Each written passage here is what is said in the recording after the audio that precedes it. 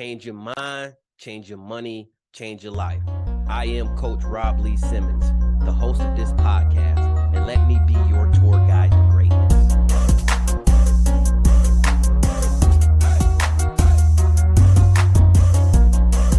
If I was doing any better, I would be you. Welcome to the Greatness Academy podcast. I am here with my man, Dr. Doug Smith. He is a minister and a professor at Emporia State University. He teaches project management, info technology, and entrepreneurship. I am blessed to have you on today, brother. How you doing? I'm doing all right, man. How are you? I'm good, man. I'm good. It was crazy because, we had a conversation the other day and we were talking about money and students, and we already had an initial conversation of, hey, man, I just need you to get you on my podcast. So for you to be like, hey, let's do it tomorrow. It's a blessing, man. I appreciate it. Right. I know you've been up since like 2:30. Oh, yeah. I'm a grinder, man. It's funny because true story. I did wake up at about 6 and I've been working on a Kindle version of one of my books. And okay, that's what I do, man. That's what I do. Okay. I sleep when I die.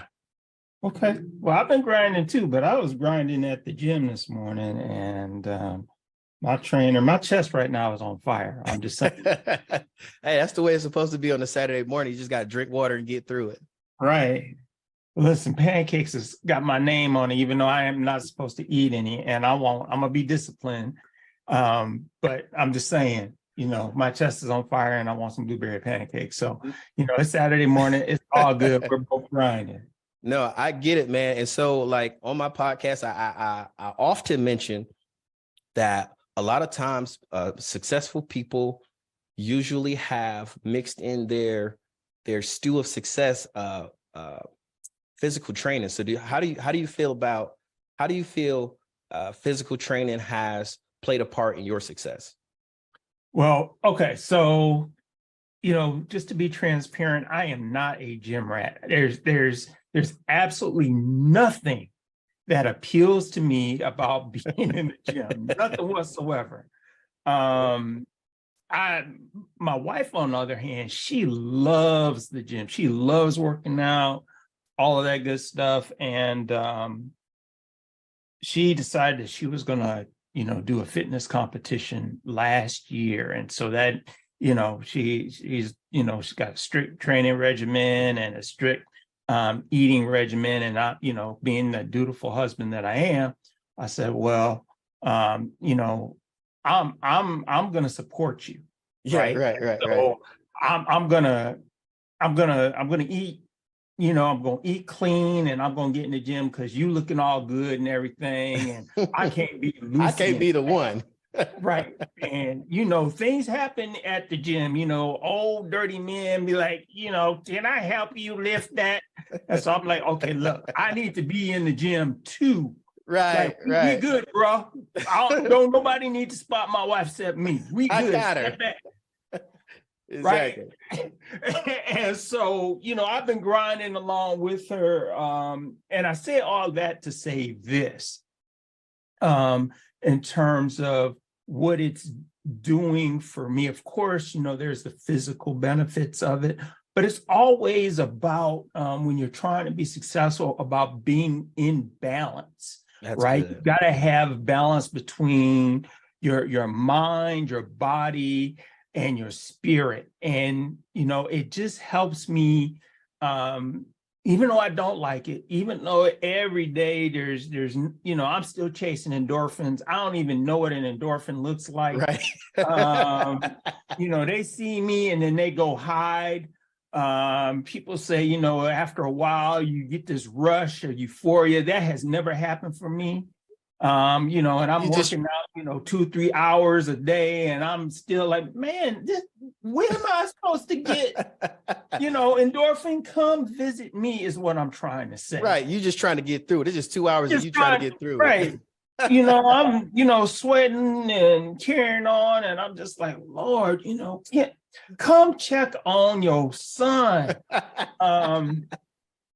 But, when I step out the gym, my mind is clear, even though I might be tired and some physical distress, as Jim does if you're taking it seriously. Right. My mind is really, really clear, and that helps. And I should also say I love working out in the morning. And you and I have talked about it. Absolutely. Every productive thing that I do happens in the morning. By about 1 o'clock, I'm done. I mean, I still have stuff to do and I still do it, but my peak creativity, my peak output is surpassed by about 1 o'clock. I'm on cruise control. Absolutely. If you want me to do something creative, it's like, yeah, I could give you some ideas, but they're not my best ideas. Right. And so,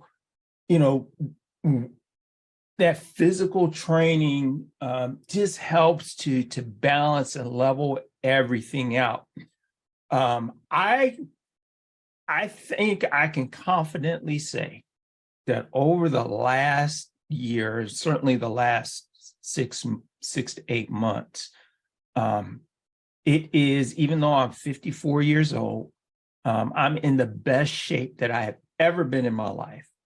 And I have been more productive than I have ever been in my life. And I think that's, all due in part of the working out on a regular basis, and just the discipline that takes. I mean, it's a carryover, right? If you're supposed to be at the gym at 6 o'clock in the morning, every day, that's a good mental training, because if you're going to be successful, you're going to have to apply that same discipline. You can't be like, okay, today I'm going to, this week I'm going to use the envelope system to manage my money, right? And for those of you who don't know what the envelope system is, basically when you get paid, you've got basically envelopes that have different things on it, and you put your money in it. And so if it's, for example, gas for that week, you can't spend what's not in that envelope. And once it's gone, it's gone. You might have to, start walking, right, to a Metro card or something, depending on where you live. But if you can't be disciplined in one area, you're not going to be disciplined in, well, you can, but generally speaking, there's going to be some other areas of difficulty. And so this has improved my discipline. yeah, I won't say that I'm perfect, because there are some days, the alarm comes quick in the morning. Some days I miss it, but I'm back at it the next day. I'm like, you know what? I might have goofed up, but that's okay. I'm back on the grind. No, And that's part of being successful. Yeah, I get it. And it's funny because I like when people say, hey, being there or getting started is half the battle. That's me. Mm-hmm. Like, I will drag up to the weight. I mean, from the moment I get out of bed until I get to the first weight or the first bike or the first treadmill, I will drag. And then when I get on there and I'm like, well, we here now, we committed. And then I have to do it again the next day. So that's, man, that takes discipline. I'm telling you. Yeah, it does. Being all you can be ain't no joke. I'm telling you. Hey, so tell me a little bit about your podcast. So I didn't mention that you were a host of a podcast, The Road Less Traveled. Can you tell us a little bit about that? For sure. The Road Less Traveled, the More of God podcast, available pretty much everywhere. Let me just put that out there. So me and a very close friend of mine, she's like a sister to me. We decided, she's in ministry, I'm in ministry. We decided that we wanted to talk about God in a way that was real and authentic, and not necessarily, and I'm not trying to throw anybody underneath the bus, but not a Sunday morning sermon or something that seemed like it was out of reach. So we try to talk about a lot of topics, and provide the translation. And so you'll hear us joke around with each other, have fun with each other, but really we're trying to help people with their own faith walk and their own faith journey. It's all about the relationship or relationships between you and God and you. and we cover a lot of ground. We cover, just about everything. We're next week, or our next episode, we just did one last night. We're going to record a couple more that we schedule out today. But our next episode, we're going to talk about war. Ooh. And when we talk about God and relationships with God, it's often the case that we as a people like to think of God as being peaceful on clouds. Heaven's a peaceful place. We're having a picnic in the clouds. Right. It's going to be soothing, and he's comforting and all that good stuff. But when you look at the Bible, especially the Old Testament, you see another side of God. God was quick to kill folk. Yeah. He was quick to call people into action. I mean, if you look at the life of David, King David, he was quick with the sword, and had some armies, marched around and did some things, and put, in the streets, they say he'd be quick to lay hands. Yeah, right. He'd be quick to lay hands on folks. And so we're going to talk about war and what that means in the modern day. I think there's still a call that God has for us to do war against the enemy, and we need to be open to the fact that we are warriors. Yeah, that's part of our spirit, and that don't mean that we want to go picking fights, but sometimes enough is enough. If the enemy is picking on you, grow a backbone and tell them to back off. Yeah. And just so that I'm transparent, in my mind, I'm using some words that I ought not use, but I'm, it's translating. It's translating. I'm trying to translate. I'm just trying to be real. And this is the way that we talk, right? I admit that I'm not perfect, but I am striving for perfection. And that is the road less traveled. Right? We all have to meet God where we're at. We don't have to meet God in our Sunday best, because he's seen us in our Friday worst. That's good. Hey, so let me ask you this, like on your show, have you guys got around to discussing like faith and finances? And then how do you believe that that's related? And then are there some, similar scriptures that could be related to these two topics, faith and finances? Yeah, we did an episode, I think it was in season 1 or season 2. We're in season 3 now. So maybe it was season 1. I'd have to look it up, but we did have an episode on finances, and we brought in somebody, I think it was one of our first guest speakers, and I mean, it was a great conversation. And so, faith and finances is such an important topic, because if you aren't aware of what God says about finances, you can be easily led astray, right? Oh, yeah, for sure. And I'll just tell a quick story. It's a true story. It's about me and my mother. My mom and I, single parent household. There was a point in time where, we were living in the projects in upstate New York. We were, welfare. We got the bundle, the food from the government with the big block of cheese, all of that. That's my experience. But back in those days, TV preachers were prominent, right? The Billy Grahams and all of those, and an assorted number of other, I'll say, less than upstanding people, right? Right. So I can remember on occasion, my mom would send in money, and they would send her back, a vial full of something, probably just tap water. I remember. A handkerchief that was supposed to be anointed, and this is just a little kid looking at an adult trying to size it up. I don't know what, we never really had a grown-up conversation about it. It wasn't my place to even dare to step. My mother was an evangelist, a missionary. So maybe she was just trying to sow a seed. But whatever the case may be, I always wondered, that just don't feel right. I mean, you just can't send something, can't call 1-800, get a blessing, and get a blessing. You get you some holy water, and everybody else. I mean, where are they getting this holy water from?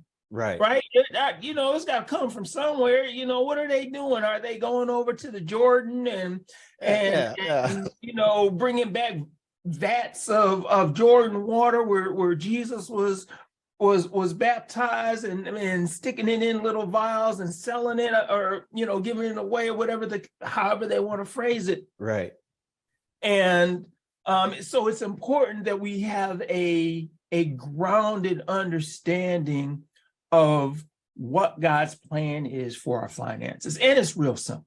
I think the Bible, I think it's in Malachi, right, where he's talking about tithing, right? God gives us everything, and he only wants us in return to give 10%, right? And most of our strategies, popular strategies for getting out of debt, are kind of based around that principle that you're going to, take 10% and put it in an account for yourself. You're going to pay yourself before you pay others, right? And that principle, I believe, is way back when people were trying to figure this out, they looked at the model that God set forth, which was, hey, just give me 10%. And we get so stingy with the 10%. Yeah. we really do. We are like, I got paid today, 10%. Wait a minute. That don't sound right. That don't sound right. 10%. That math ain't math. Right. It's like, but listen, you got the other 90%, right? To do whatever you want. God doesn't tell you what to do with the other 90%. He really doesn't. And it's not just if we're being honest about it. That 10% that he wants of our increase is not just money. That's good. It's our time, because time is money. Absolutely. No question. So out of 24 hours, guess what you and I and everybody else ought to be doing is 2.4 hours I need to give to God. And so how do we do that? And so it's not just about the money, because God, God has everything. Right. He got it. What does he really need my 10% for? Right. That's what some people think. That's what I used to think. If you can create gold, and you create platinum, and you can create this and you create that, then why do you need my 10%? It just doesn't, didn't add up for me. But again, going back to what we talked about earlier, part of it is the discipline. Are you willing to be obedient to the Most High? Right. And that's what it comes down to. If you can be disciplined, if you can be obedient, then you're not going to miss that 10%, because he's going to multiply that. Right. He's going to give you even more. He said, if you are faithful over a little bit and prove that, then he's going to give you increase. Now that's the DPS translation, the Doug Paul Smith translation. Don't nobody go into the King James like, I didn't see that. I couldn't find that. I control F'd it, and I didn't see it when I was looking. I Googled it, and that didn't even come up. That's just the Doug Smith translation. Y'all look it up. Y'all be good. Y'all be all right. Y'all be all right. Right. There's also the parable that Jesus talked about investing, about them, and I'm gonna loosely, because I don't have my Bible in front of me, but there were three men. Guy comes up, he gives one guy, I'll just say, $50. The next guy, $100. The next guy, $200. And he said, okay, take care of my money. I'll be back in a little bit. Right. First guy with $100, he ain't do nothing but stick it in his pocket and start walking around with it because he was scared and timid. Right. The next guy went and did a little, put it in a savings account, got 1.9% interest, really nothing to speak about, but it he invested, he got a return on it. Right. Third guy was like, you know what? I could do better than that. I'm going to diversify my portfolio. I'm going to spread it around. We gonna do something with that. And he had a bigger return. So the guy comes back and he's like, okay, dude number one, what'd you do with my money? He said, I ain't do nothing with it. Here it is, $100. Boom. He's like, oh, okay. I guess that's an option, but okay. The second guy is like, hey, look, I didn't quite know what was going on. So what I did was I went to a safe spot where I knew I can get a marginal return, and here it is. I said, you've been faithful over little, we'll give you more. Third guy was like, dude, listen, you gave it to me. I just went hard wild. I didn't opened up, a Turo hop side hustle. I'm doing Forex trading. He's getting it in. I done combinated and trapezoided it and all of that good stuff. And here it is. Boom. And he was like, whoo, yeah, okay, well, cool. We're going to keep rolling with you. Right. And so I'm kind of being loose and fancy with the translation. But the point of the parable is that when God gives you something, right, whether it's an increase in finances or even an opportunity for an increase in finances, you ought to be doing something productive with that. Because at the end of the day, it's not just for you, it's ultimately to bring God the glory, but to help other people around you, because you never know who's looking at you, right? If they see you on a come up, that you could be encouraging somebody, either directly or indirectly, right? If they see you up on the grind, well, hey, I see Rob, he's grinding at 6 o'clock every morning. If he could do it, I can do it, right? I see Doug grinding. If he could do it, I can do it. And maybe I can't do it the way that they do it, but I can still do it how I need to do it. And that's okay. And so there are plenty of instances in the word where there's an imprint, a foundational blueprint, if you will, that shows us, if we are disciplined, that we have the opportunity to do more with our finances. No, there's the prayer of Jabez says, increase my territory. Right. And certainly many folks, it's tucked away in this chapter where, it's talking about genealogy and stuff. And then it says, Lord, increase my territory.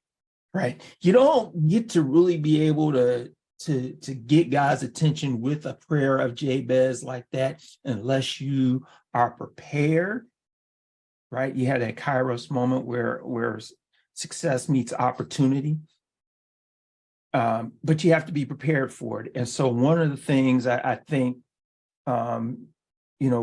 we anybody who has a relationship with God really has the opportunity to accelerate where they are at financially from a wealth perspective. And I'm not talking about prosperity preaching or anything of that nature. All I'm talking about is doing what God says to do. Because if you do what God says you ought to do, then God's going to take care of you. Yeah, I think that's a lot of what discipline comes down to. And in a nutshell, really looking at when I have clients, and I get this question a lot, hey, we are in debt, we're heavy in debt, we're trying to balance our finances. But we go to church and we want to tithe and we still want to give our 10%. What would you recommend to those folks? To give their 10%. Give your 10%. 10%. Absolutely. Yeah. A very learned individual who is my mentor. I don't know if he coined this phrase, but he says it often. You can't afford not to tithe. Because the moment you stop tithing, you cut off your opportunity for increase in God's eyes. Now, listen, the world you can look up on money. I've been there. Before I moved to Kansas in 2001, and I'd say 1998, man, I was living high on the world, man. I had a 6-figure income, had pretty much no debt. There wasn't a job that I couldn't get. Matter of fact, people were calling me up, offering me jobs out of the blue for more money at that time that I could shake a stick at. And I wasn't tithing. I didn't have a strong relationship with God. And then something happened, and it was the opportunity for God to kind of reveal himself to me. And he showed me that there's nothing in the world like him, right? All of those opportunities, all of those so-called relationships just dried up overnight. And I'll be honest with you, I tried to get a job at McDonald's and I couldn't get a job at McDonald's. I tried to get a job at the post office. Couldn't. Look, they used to say you could always get a job at the post office. I'm here to tell you that's not true. Yeah, you're a living testament. I'm a living testimony. I would go to interviews and they were like, yes, we see you're dedicated. Yes, we see you can do all these things. We think you'd be a great fit, but we think that if you found another job, a better job, you take it. And I'd be like, yeah, I get, you're not lying. But that's not helping me out right now. I just, I've got a newborn son. I got responsibilities. I'm just trying to put two nickels together to make $1. Right. And it just wasn't happening because, all that time before then, I wasn't doing the work. I was just, I had a consumption mentality and there was no reason, because I didn't have a strong relationship with God. There was no reason for me to think otherwise, because I was like, man, you know what? I'm talented. I'm young, black, and gifted at the time. I'm in demand. People like me that look like me, that can talk the way I talk, that can put together solutions, whatever. I would just, if I got tired with one job, I'd be like, you know what? On to the next. Quit. Quit, and then pick up the phone. I could start tomorrow, and they'd be like, okay. Boom, I'm in another situation. I mean, literally for a number of years, that's how it happened for me. And then it didn't. And I went through a period of hard times. I mean, hard times that I hadn't seen since I was a young boy living in the projects, where, I was getting those notices, the yellow, the pink, the red notices, that stuff is going to get disconnected soon. I had tough times. I had the only vehicle that I owned. I made a mistake, and nobody ever do this. I went and got a title loan. Oh yeah.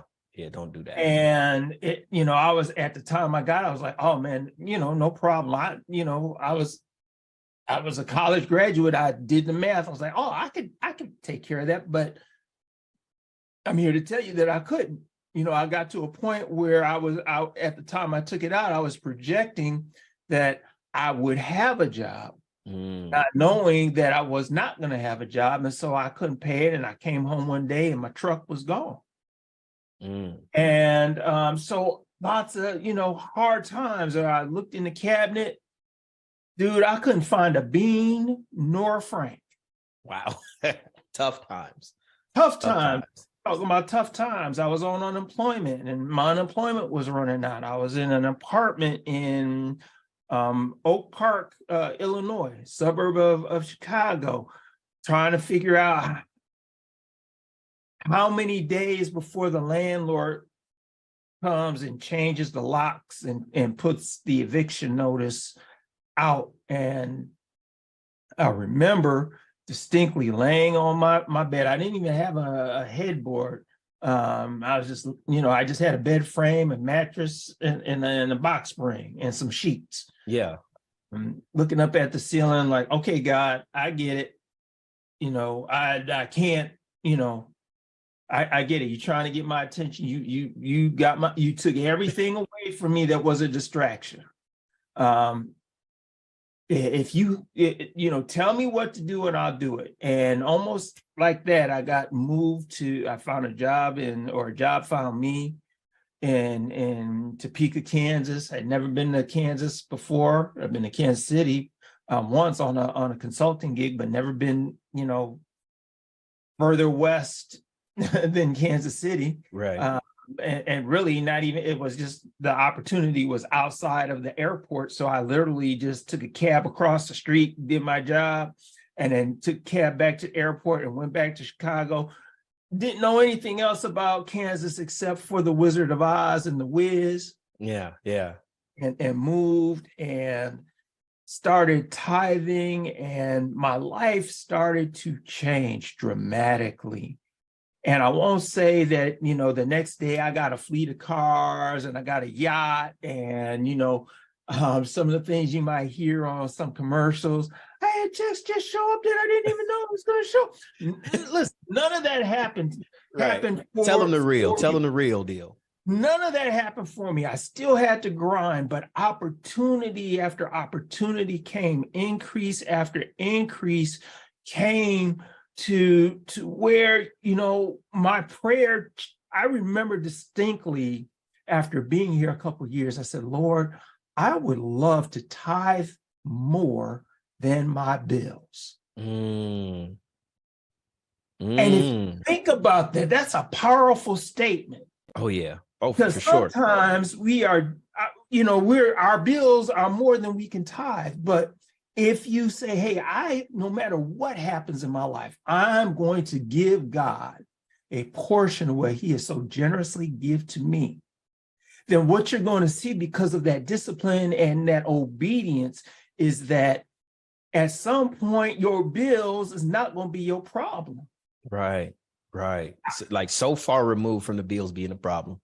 Exactly. You are giving more. You are giving more than your bills. When I get to my end-year statement for all the places that I give tithes and offering, I just get happy because I'm like, Lord, you answered my prayer. Yeah. You answered my prayer. I'm giving more than my bills, which means, think about it from a math perspective. If you're only supposed to give 10%, and you're giving more than your bills, then how much money do you have lying around? Yeah, and I'm a math guy, so I already did the math, and my next thought was, all right, dear Lord, I'm still in a prayer. It's not really a steal, it's a borrow, but I'm using that.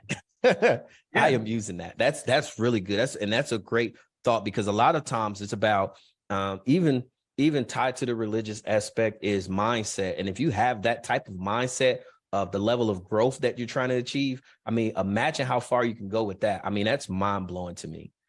So if you've got, let's just say you've got some student loans that have 5 or 6 digits. I'm just saying. Yeah, because that's true. What happens if you're able to tithe more than those student loans combined? Right. So how much money do you have? How much wealth, how much opportunity to do some things for yourself, for your family, for your community, do you have readily available if you're tithing more than that bill? Oh my goodness. I mean, talk about a complete blessing. I want to transition into I mean, because you kind of touched on, I mean, imagine if you're a student with student loans. And I know you as a professor, a tenured professor that deals with students often and all the time and actually teaching entrepreneurship. So that's a different level of transition from, being a kid to being a teenager to being a boss. What does that look like financially? So what are some of the financial hardships that you have seen with students? Well, I shared this with you, offline the other day. I'll tell my story. I went, again, I graduated high school poor. I really did. I was, if it wasn't for financial aid, I wasn't going to college. Right.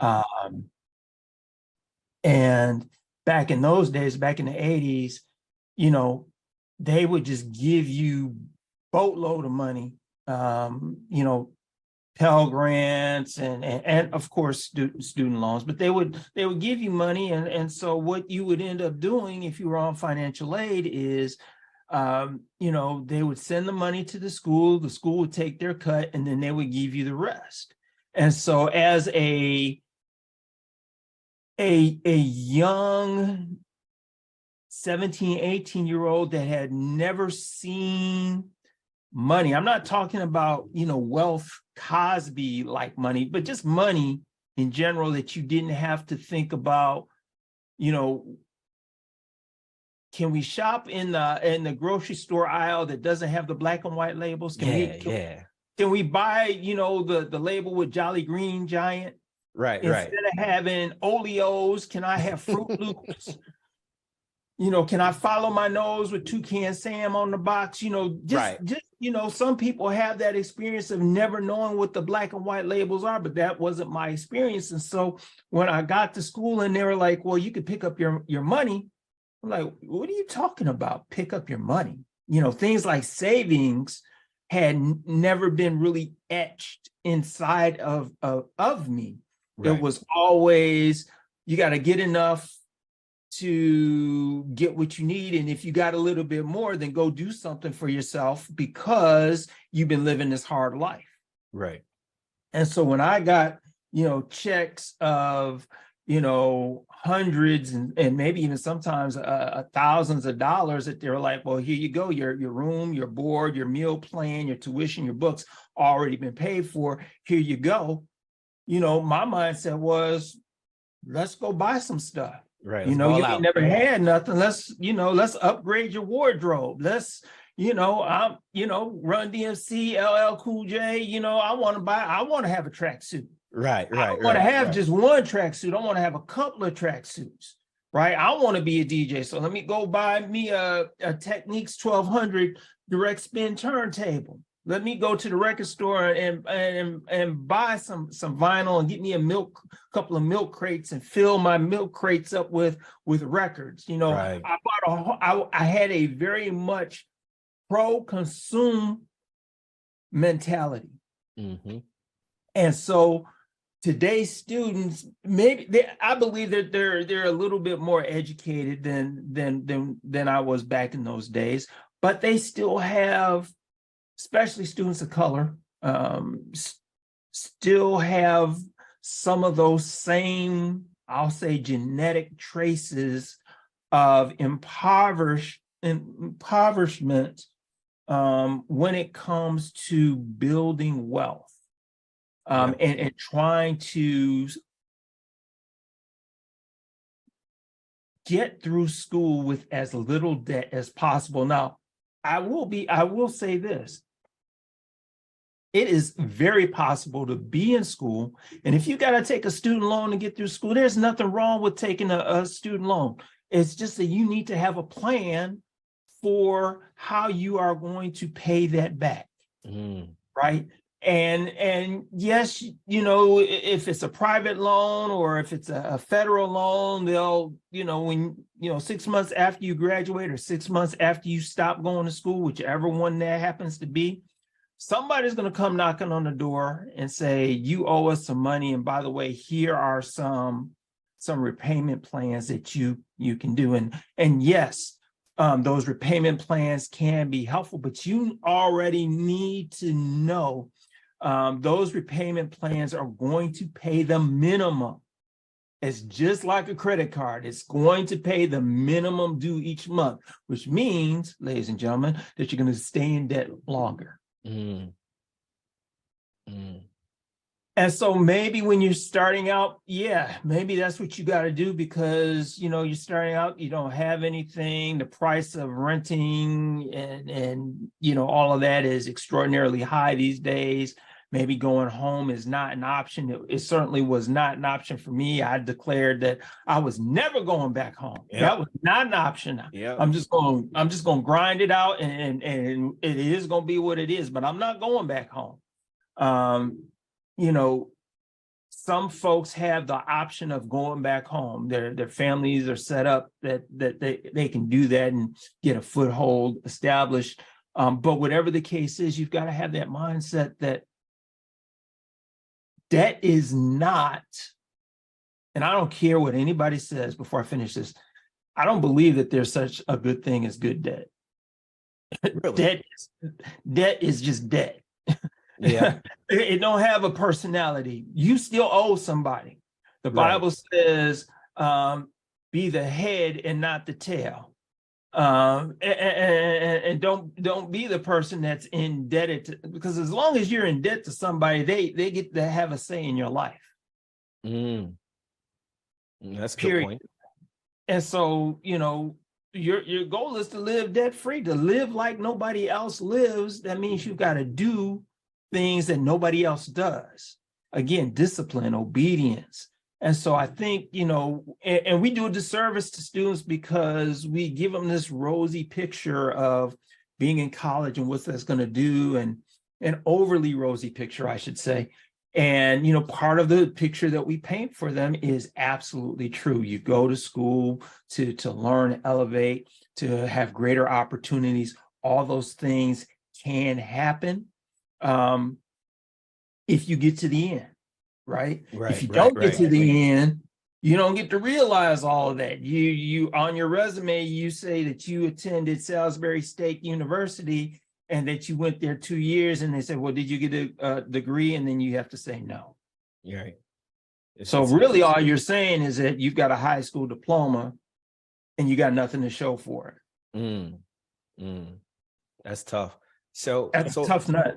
So let me ask you this though. So you have students, and some students do work and have a part-time job, and they're trying to get through school. What are some nuggets that you would give to them as far as starting to carve out a financial plan for themselves? And then do colleges have resources for these things? Let me answer that last question first. Okay. Colleges are starting to recognize the financial distress that students can be in, and are starting to slowly put together resources for students' financial awareness. It didn't always used to be like that, and I would say that I think schools are still behind in the curve in that respect. I mean, for example, when you go to a business school, you learn all about business, but there's only 1 or 2 personal finance classes. I mean, what's that mean? Right? If you're going to learn about wealth creation, if you're going to learn about passing wealth on or building a generational wealth, what better place to study that? And I do mean study and that than school. I mean, I would have paid for that. If I could take everything that I know right now and go visit me back in the 80s, and have a real conversation, and have a class or classes, that's what I would do. If I were creating a university today, one of the majors or minors that I would have would be all about personal finance. And I wouldn't even call it personal finance because that just sounds too short-sighted for me, for my taste. I would call it something else, generational financing, or finance, and we would step through, the building blocks of generational wealth.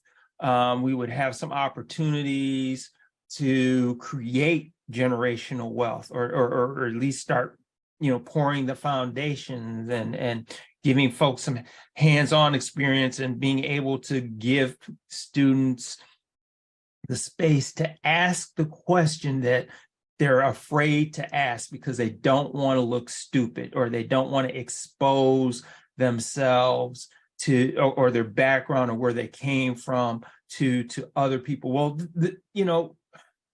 That's good. you need a safe space to have those conversations so that you Right. can learn. Right. And so, when you ask about, students moving into entrepreneurship, I don't think there's a better time. As a matter of fact, I wanted to be an entrepreneur early I always knew that I wanted to be an entrepreneur. My dad worked for IBM for the first 35 years of my life. Mm. And in my youth, one of the things that I saw him working and grinding was that he was always, at odd times going out to help clients. And I was like, oh man. And he was dealing with computers, and that was right up my alley. I was enamored with computers. I was like, oh man, that's cool. But I don't like, not seeing my dad on a regular basis. So, right. When I grow up, I'm going to buy IBM so my dad and I can work together. That was my first thought about entrepreneurship. I realized that wasn't going to happen, but the seed had been planted that ownership, right, is something that I have always been attracted to. And so I'm now a serial entrepreneur. I won't say that every single venture that I've endeavored in has been successful, but I've always learned and I've always grown. No, that's good. And so if we can start that at an early implant into students, I think that's a great thing. And I always tell business students, listen, take an entrepreneurship class, even if you don't think you want to be an entrepreneur, because you're going to learn some things about how to think, about how to plan, how to act, that it's a crossover skill set that you can use to be successful. And then maybe one day an opportunity will present itself that you can buy into a franchise, start a side hustle that becomes, your full-time career, whatever the case may be. And you'll already have the seeds of success on how to operate and move in that segment already layered into your brain waves. So let me ask you this. And most people are probably sitting here looking like, hey, we got Doug on here and he's talking, he's dropping gems. And why is Rob sitting back and listening? Because Rob really truly believes in mentorship. And of course, if it wasn't for you, I probably never got into podcasting. You laid out every single objective to getting into podcasting. And of course, I took heed to that. How important do you think mentorship is, especially for young students and entrepreneurship? I think it's essential. When I graduated from University of Michigan, I had some job offers, but my girlfriend at the time was living in Chicago. I was in Ann Arbor. She graduated a year before me, and so I wanted to be close to her. And I was like, you know what? I really don't have anything to lose by being an entrepreneur. Mm. And so I packed everything in my Mercury Capri. Right, clean it too. And I drove to Chicago, Illinois, and set up a shingle, Smith Consulting Enterprises. I didn't know anything about being an entrepreneur. I really didn't. But I looked for mentors, right? And, I was stupid. Let me preface what I'm about to say by saying that. I was stupid, and I wanted anybody to be my mentor, to kind of lay out what I should do. And I didn't really appreciate or know, my idea of what a mentor was somebody who was going to open up doors for me, kind of give me a roadmap, and make it easy for me to succeed. And certainly a good mentor can do some or all of that, but that's not all a mentor can do. Right. Nor is it all a mentor should do. Sometimes, and I say this a lot of times, that when you're taking a test, the teacher is silent. And sometimes when you're dealing with a mentor-mentee relationship, sometimes a good mentor is gonna let you do you, right? Because you've got to learn. It's not malicious, but everybody goes through those phases where a good mentor is going to give you the latitude to bump your head. Right. And so mentorship is essential. Shop around for a good mentor. Ask somebody you trust, who do you think would be a good mentor? And furthermore, if they know that person, you might ask for an introduction if you don't already have a relationship, because sometimes you don't. Right. I know that my mentor in the ministry, who's so valuable. We talk almost every day, and we talk not only about ministry stuff, but we talk about business stuff. We talk about entrepreneurship. We talk about life. I mean, he has become, a second father to me. That's how close we are. I am so thankful that he is in my life. He has really changed the trajectory of my life. Now, I know I could ask him for anything and he would not withhold it from me. And I haven't had a need to, but I know that that's afforded to me. Now, conversely, I had a student who graduated as an undergrad, went off, did some things, came back to ESU as a grad student. I had him again as a student, graduated with a master's. And then all of a sudden I popped up and I was his mentor. He claimed me as a mentor. He didn't even ask me. Okay. All right.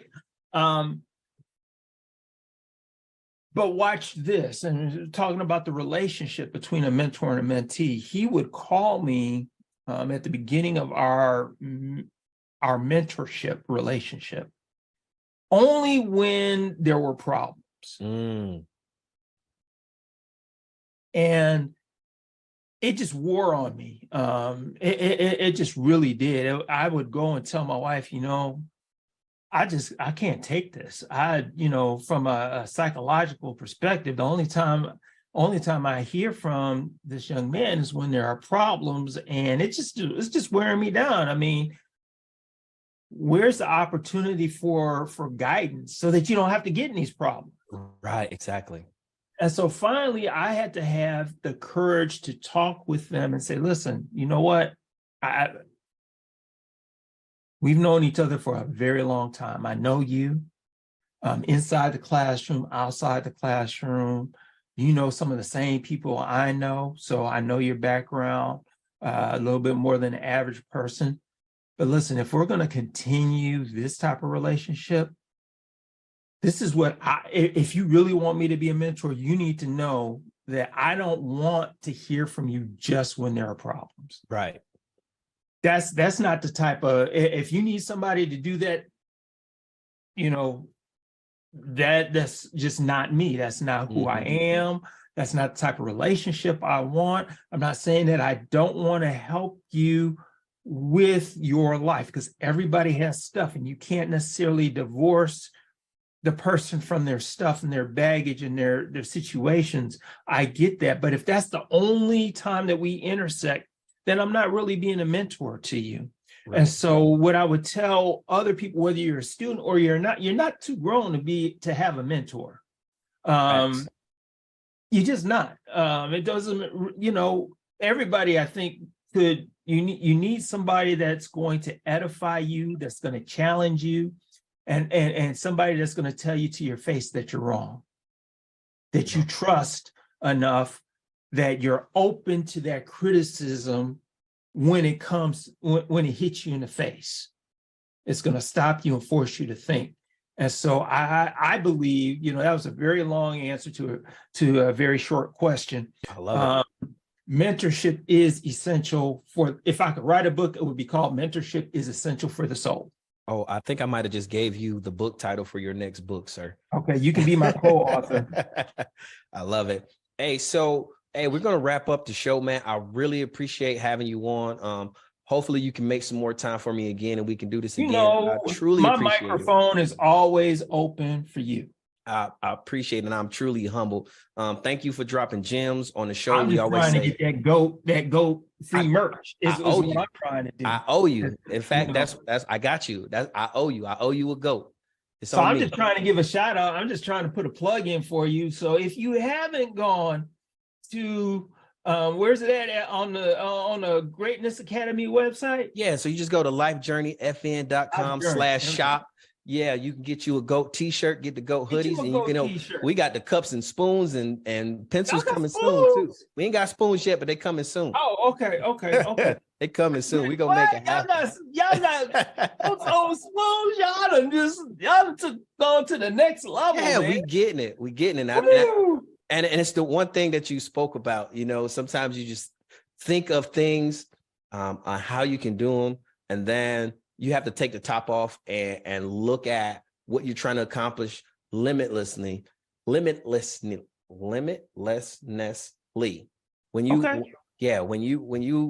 see that there is no limit, when sky's the limit, just go. So I said, one day my son sat down, he started writing out some things, and because he's a great artist. And I said, hey, I need you to draw me a goat. He said, for what? I said, you'll see. And I let him go ahead, etch the goat. Boom, stuck it on the shirt, stuck it on the classes, and we just started rolling from there. And man. So I know we're trying to wrap up, but I want to demonstrate how two people, when they have a great relationship, can help elevate each other. So watch this. Since you mentioned the spoons are coming, if you don't already do this, you need to do this, right? To get the word out. When you send stuff out, you need to have like a bumper sticker or something, a decal that you put into the package that has a QR code, so that then when those folks who get the goat spoon and the goat hat and the goat cup and the goat gym shorts and they're getting their goat kit, right? And they get this decal and they're going to put it on their car or someplace where other people are going to be like, what's that about? There's a QR code. Let me just go ahead and scan that. Boom. They get taken to lifejourney.com. That's dope nuggets. I love it. Every day, all the time. And so on the show, we always say winners win. And I really want to thank you for being a winner and being a part of the show. Anytime. Thanks for having me. All right, we out. Boom. Thank you for joining the podcast. And remember, change your mind, change your